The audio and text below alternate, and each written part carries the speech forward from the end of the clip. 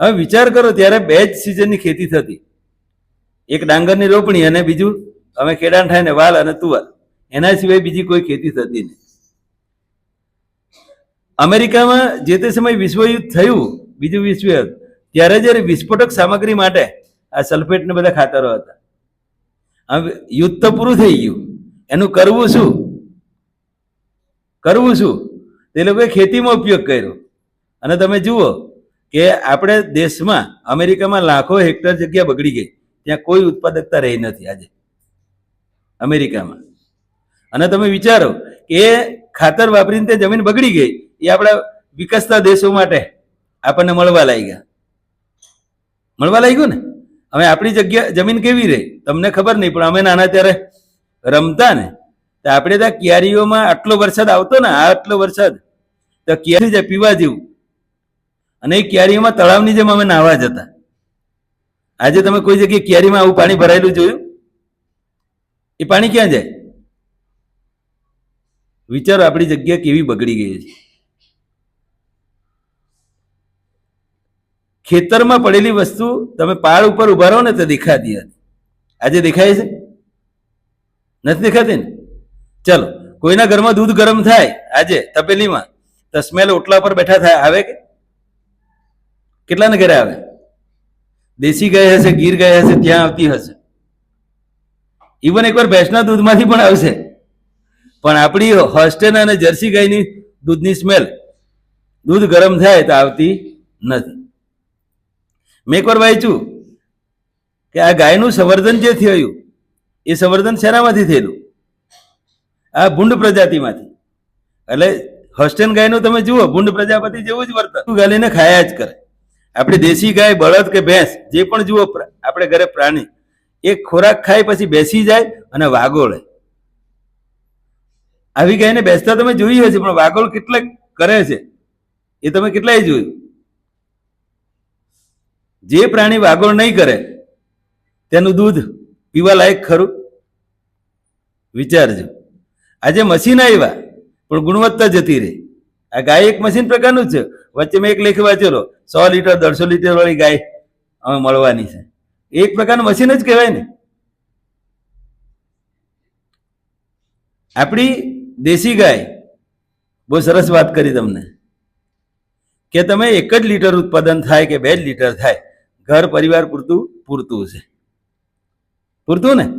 આજે બધા ઘણી બધી મેડિસિન આયુર્વેદિક લેવાની થાય તો દૂધ સાથે લેજો એમ કે. એનું કારણ શું? હળદર આપણે બજારમાંથી લઈએ છીએ, એમાં પ્રાકૃતિક રહી ખરી? એટલે મારી દીકરી ઘરે એમ કહે છે કે પપ્પા અમે આખી હળદર લાવવાની, કારણ કે હળદરમાંથી જે મેન તત્વ છે ને, જેમ બ્લડમાંથી બ્લડ આપણે આપીએ ને, એમાંથી પણ લોકો ઘણા બધા વેપાર બુદ્ધિવાળા બ્લડમાંથી જે તત્વ છે ને કાઢી લઈને વેચે છે. જ્યુસ કર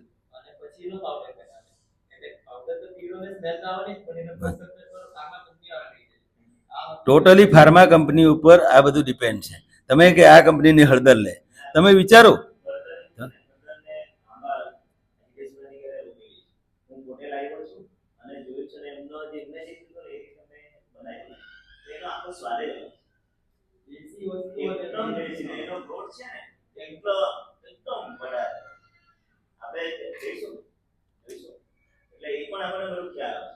તમે ઘરે કેટલી જગ્યા જોઈએ મને કેવો? આ વસ્તુ કરવા માટે કેટલી જગ્યા જોઈએ? તમે ઇવન એકવાર મોટા કુંડા લઈ લો ને હળદર માટે, મોટી થેલી લઈ લો પ્લાસ્ટિકની, એમાંય હળદર તો સરસ મજાની થઈ જાય.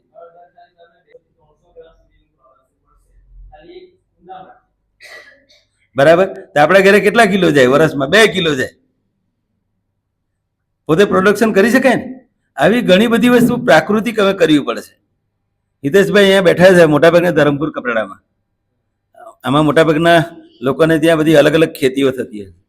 પણ હિતેશભાઈ, હું એટલું કહી શકું કે આપણા નજીકના વિસ્તારના, સિટી નજીકના ગામડાના ખેડૂતો નથી જાણતા દવા, એ દવાઓનો ઉપયોગ ત્યાં થાય છે. તમે ખેતરને ફરતે જુઓ ને એ પ્રોડક્શનની. સાચી વાત કે ખોટી? તદ્દન સાચી વાત. આપણને એમ થાય કે ગામડાથી વસ્તુ આવે નેચરલી આવતી હશે, પણ ત્યાં ગામડામાં જ્યાં જ્યાં ખેતરને ફરતે, અમે મેણધા સુધી ગયા, આમ કપરાડામાં અલગ અલગ જગ્યાએ ગયા, ખેતરને ફરતે તમે દવાના બોટલ પડેલી છે, બોક્સ પડેલા છે, એ ખરેખર જોવા જેવા. તો બરાબર. તો હમણાં હું આ મેં કીધું આ ખરાબ દેખાય એ જ મને જોઈએ, મને ચીકણી ચપાટ વાળી નહીં જોઈએ. એ કેટલામાં સાહેબ? આ તો આટલામાં જ. મેં કીધું મને આ જ જોઈએ. કેમ?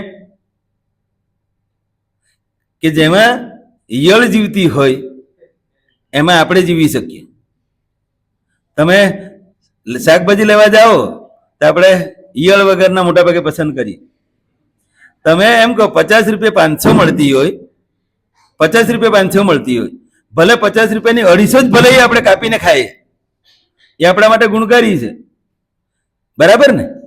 પણ પેલી 50 રૂપિયા 500 પૂરી સારી વસ્તુ ખાજો, પણ ડોક્ટરને તો 500 રૂપિયા ચૂકવવા પડે. કદાચ ભવિષ્યમાં મોટા રોગો પણ નોતરી શકે. સમજી શકો છો?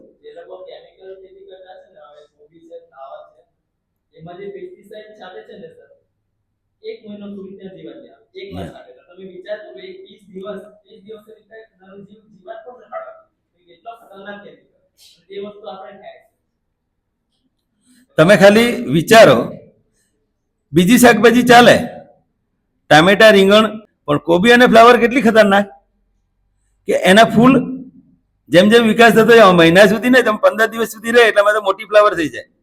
એની અંદર દવા અંદર જ રહી જાય, એ બહાર નીકળે જ ને. કોબી છે પાંદડા ઉપર ચડતા જ જાય, એ દવા વાળા જ રહે. વિચાર કરો, સીધી દવા આપણા શરીરમાં જાય. એટલે બહુ સમજવા જેવું છે. હવે હોમ સાયન્સ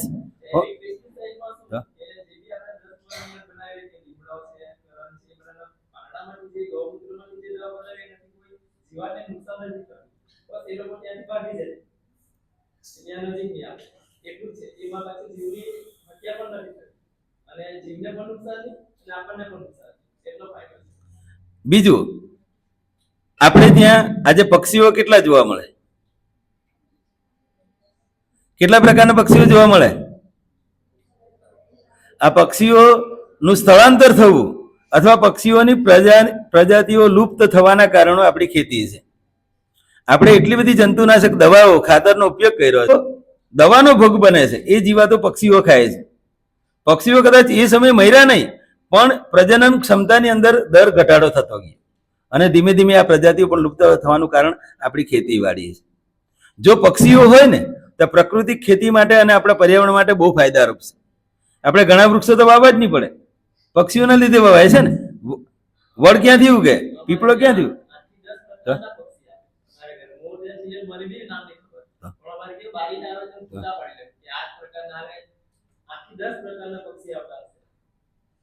તમે ખાલી વિચારો તો આ પક્ષીઓનું પણ પર્યાવરણની અંદર આપણે નાશ કરી શકવાના કારણો શું છે? તો આપણી જાતને કોશવું પડે. હા, તમારે ઉત્પાદન ક્ષમતા વધારો થયો, પણ એ ઉત્પાદન ક્ષમતા સમાજ માટે કેટલી ઉપયોગી, એ સમાજને ફાયદારૂપ છે કે હાનિકારક, એ આપણે વિચારવાનું છે. આપણે એમ કહે ને કે હું બહુ તંદુરસ્ત સારી ખેતી કરું તો આપણે જૈવિક ખેતી તરફ વળવું પડે. સમજ્યા ને?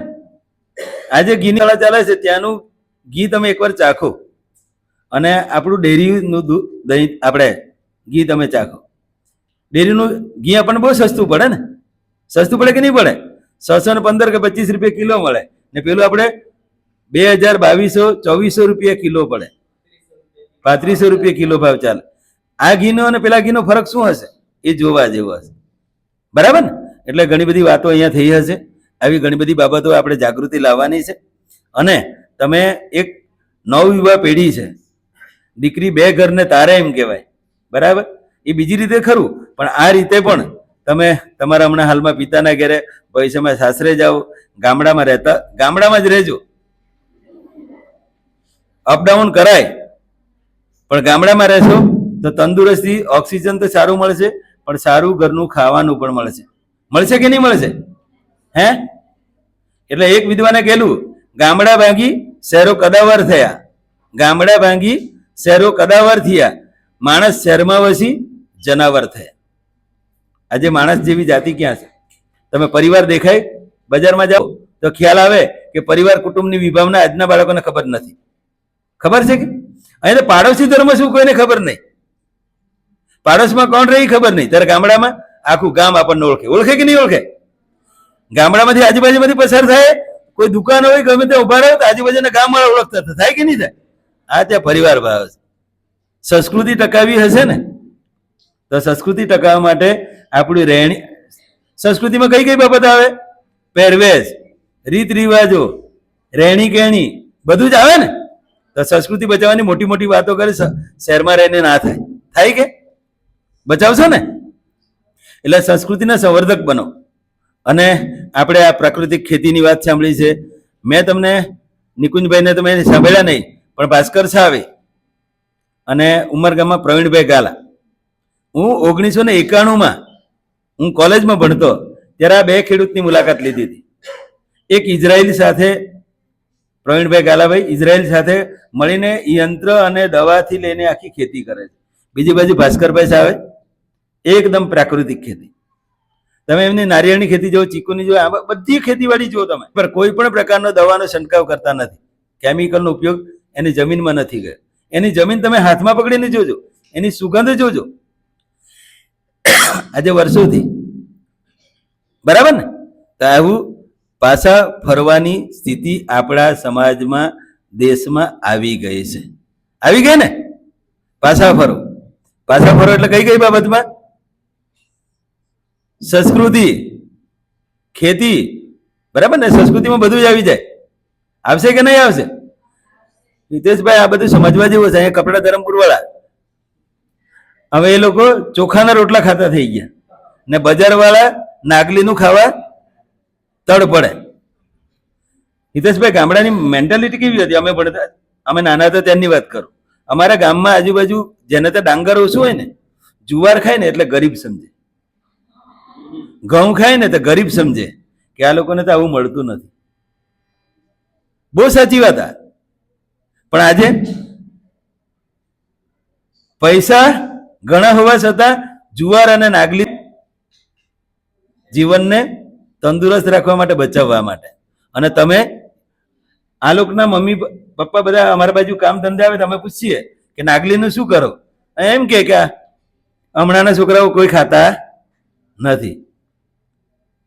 એટલે બેટા આ સમાજમાં જાગૃતિ કરવાનું છે કે ધાન્ય વર્ગમાં સૌથી લાંબો ટાઈમ જો ચલાવી શકાતું હોય તો એક જ ધાન્ય છે, નાગલી. તેને વર્ષો સુધી સંગ્રહી શકાય, બગડે જ નહીં. આજે કેલ્શિયમ તમારા બ્લડમાં રિપોર્ટ કરો તો શું મળે? કેલ્શિયમ, મેગ્નેશિયમ, ફોસ્ફરસ સૌથી ઓછું એ નાગલી જેવી વસ્તુને તમે છોડી દીધી.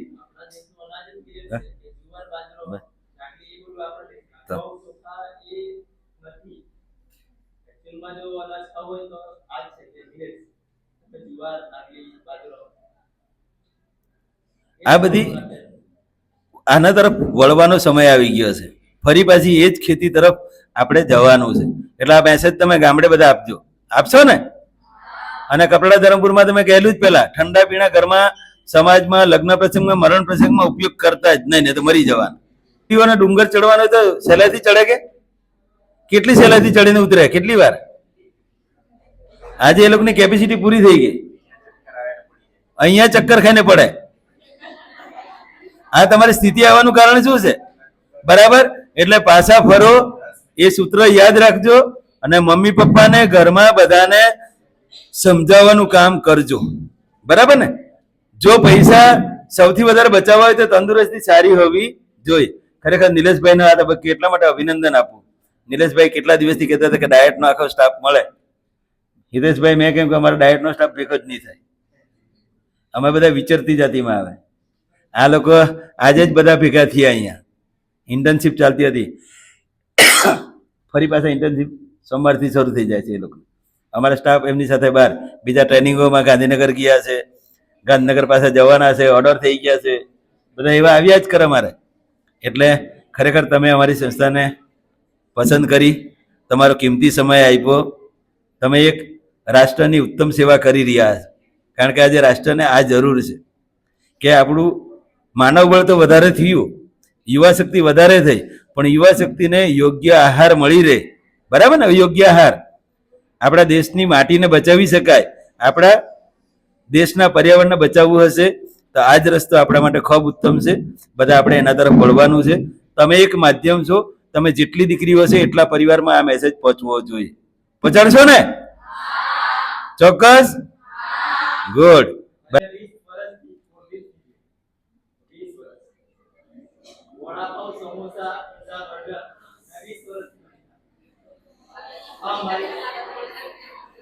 જો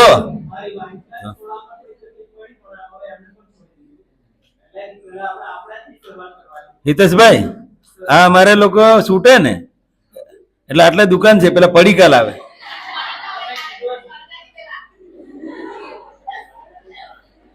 આ લોકોના જયારે પણ આવે ત્યારે દફતર ચેક કરવા, અને દરવાજા પાસે જે હોળી હવન કુંડ બનાવવું એમાં બધી આહુતિ આપીને જ અંદર આવે. બેટા, આ એક વસ્તુ એટલી ખતરનાક છે કે એનાથી બચજો, બચજો.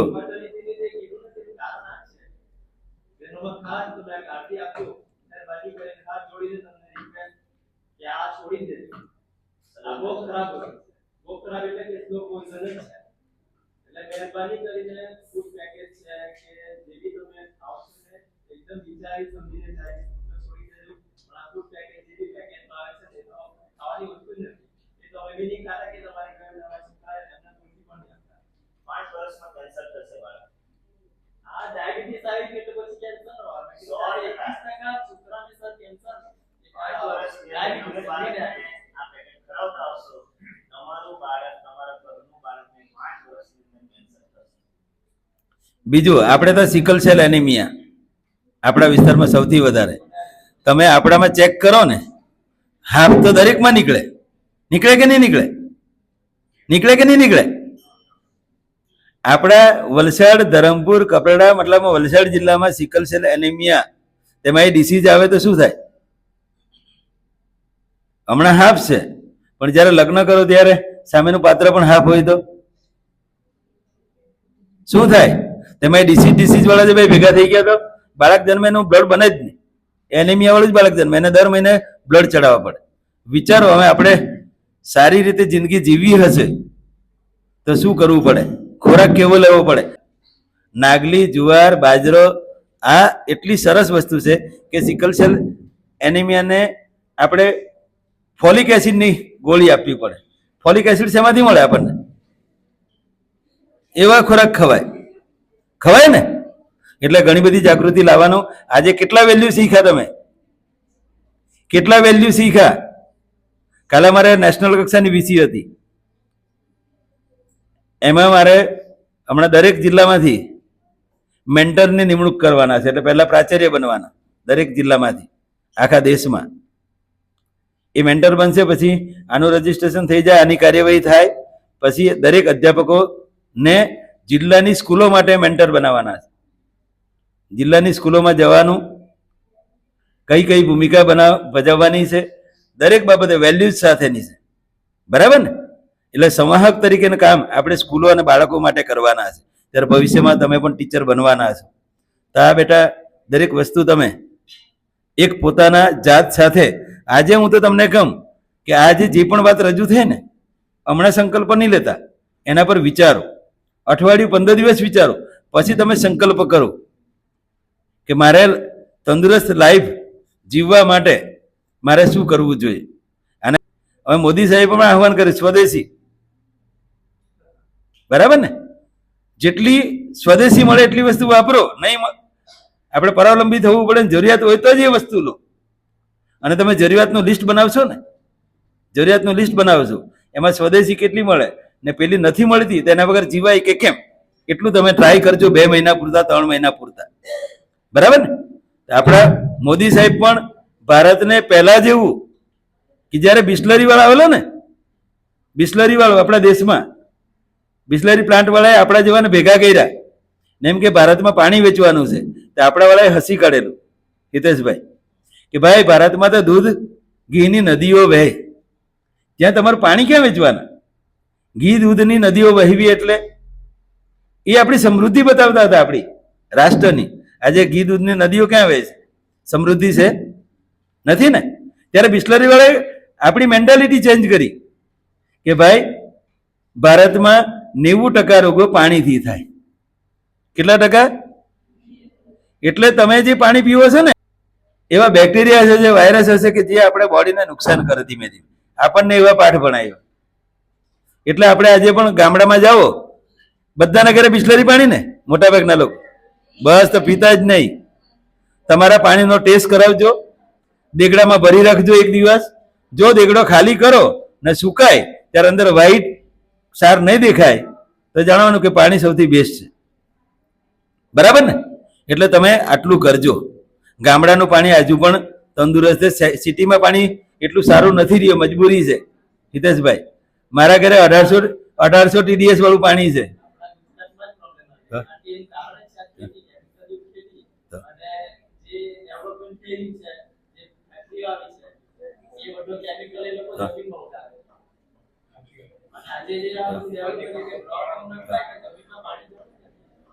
ગંગાજીને એક ઋષિએ ગંગાજીને પ્રશ્ન કર્યો કે ગંગાજી, તારામાં તો બધા પાપ ધોવા માટે આવે, એ પાપને તું કરે શું?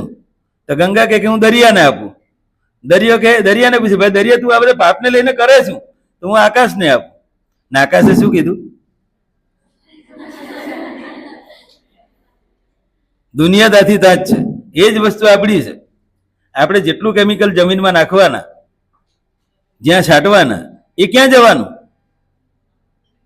એનું ચક્ર આપણને સામાન્ય રીતે છોડવાનું નથી. એ ત્યાંથી ત્યાં જ ફર્યા કરવાનું છે. સમજ્યા ને?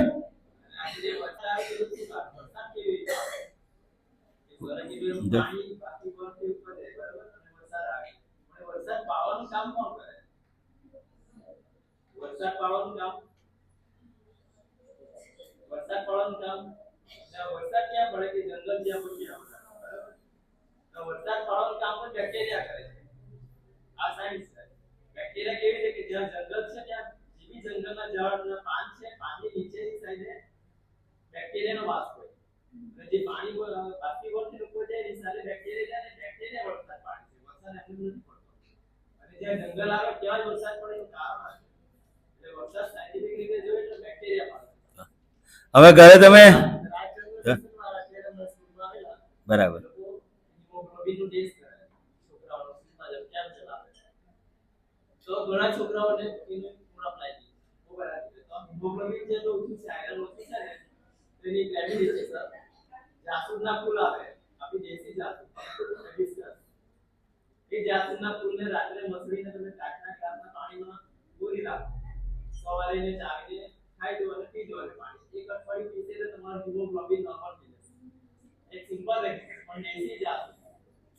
પાંચ પાખડી વાળા આવે ને આપડા દેશી, અહીંયા પાંચ પાખડી વાળા, સિંગલ પાખડી વાળા, વચ્ચે પરાગરજ વાળું લટકતું આવે, એ દેશી.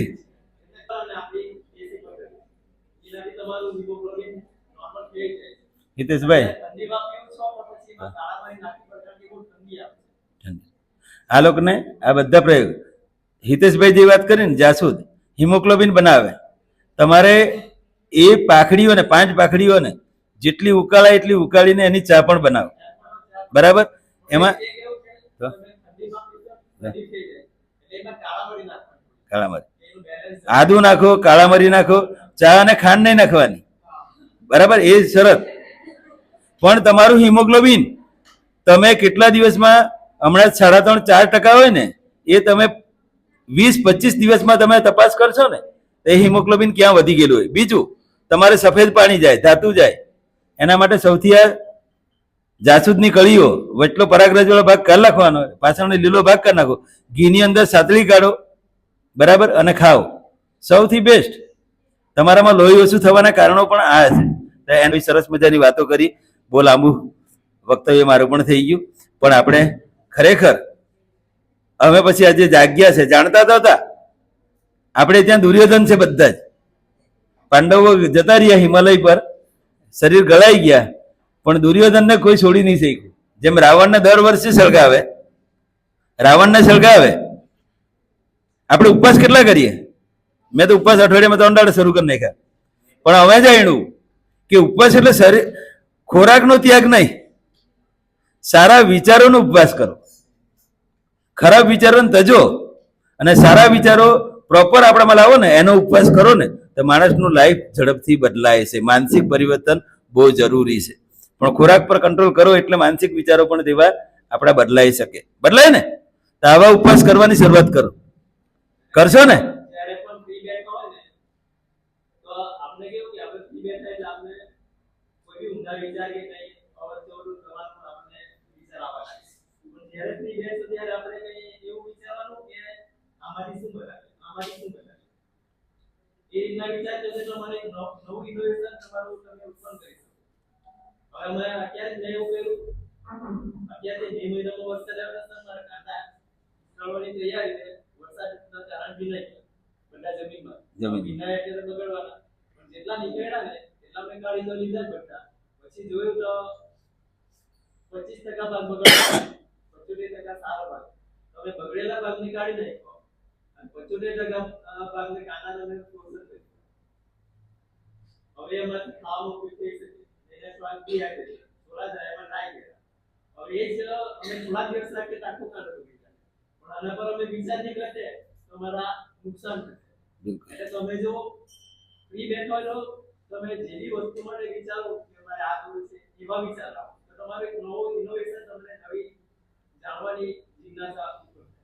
એટલે ફ્રી બેઠા હોય તો તમે એમએટી બેસી રહો. જો ફ્રી બેસો એક ઉદાહરણ જાય તો ધરતીમાં આજે કઈ ની વાગે અનાજની વાગે તો તને ખેતી ઉગાડવાની છે, બીજો પ્રશ્ન બરાબર, કારણ કે ધરતીનું કામ ઉગાડવાનું છે. આપણે કોઈ બી મેથી ગણાવવાની એવી વાયુ તે વાવતું તો તે જ ઉગાડશે, પાછી તો કચરો નહીં ઉગાડશે. આ ધરતી નિકાલ છે એટલે ધરતીને ફ્રી નહીં રહેવા દે આપણે કઈ વાવે તો તે ઉગાડવાનું છે. એવી રીતે આપણે ફ્રી બેસીને જો એમ જ રહીશું તો આપણા ઊંધા વિચાર આવશે. સાંભળી લીધું ને? નવરા બેઠા, નવરા બેઠા, નવરા બેઠા કહેવત નહીં આવડે? નવરા બેઠા નખો વાળે, એમ ગામડાની પહેલાની કહેવત. નવરા બેઠા હોય તો શૈતાની વિચારો આવે. એટલે હિતેશભાઈ કીધું ને, નવરા બેઠા ત્યારે આપણે મગજને કઈ રીતે રાખવું તેવું જમીનને પણ. જમીનમાં કઈ નહીં વાવો તો કચરો જ ઉગે, પણ એ જમીનમાં રોજના તમે નવા નવા ખેતી કરો, બીજ નાખો તો કચરાનો ઉગવાનો અવકાશ રહેતો નથી. બરાબર ને? તેવું આપણા મગજમાં પણ શું ઉગાડવું ન ઉગાડવું એ આપણા હાથમાં છે. વધારે નહીં બોલું. અસ્તુ. જય હિન્દ.